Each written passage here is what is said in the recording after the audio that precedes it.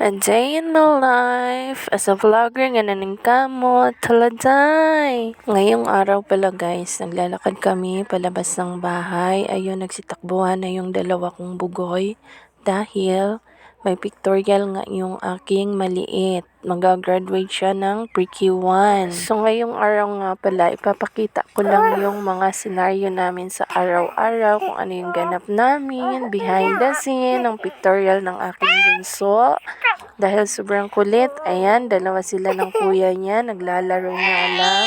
Dahil hindi pa nga kanyang time para mag-picture, ayan, naglaro-laro muna. So, ayan, sinukat na pala sa kanya. Color blue nga pala yung toga nila.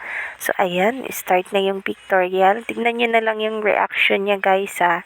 Kasi, paano ba naman? Biglang nagsimangot, hindi mapatawa. Ayun, biniro na nga lang yan siya dyan namin. Sabi namin, pag hindi siya nag-smile, walang medal. So, ayun, for the ngiti naman, ang ganda naman ng smile. Sobrang smile naman ang binigay niya dahil takot nga mawala ng medal.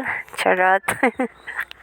So, ayun na nga. Sa wakas, na-picturean din siya ng matino-tinong pictures. Ayan, fast forward na nga lang. Naglakad na pala kami dyan. Papunta kami ng Talipapa dahil bibili kami ng ulam.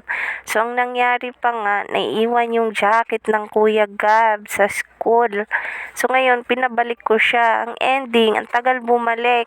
Sinundo rin na. So, dito naman guys, bali dinugtong ko na lang tong video na to. Bali, nung February 14 pa nga ito.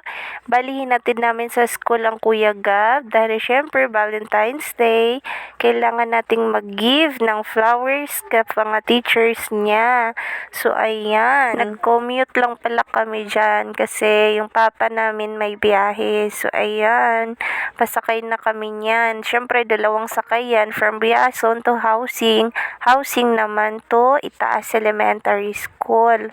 So, ayan na nga. Ano na kami, nasa tricycle na kami niya. So, ayun lang guys. Yung mga routine namin everyday. Pag hindi available yung papa namin, halimbawa maalanganin sa biyahe.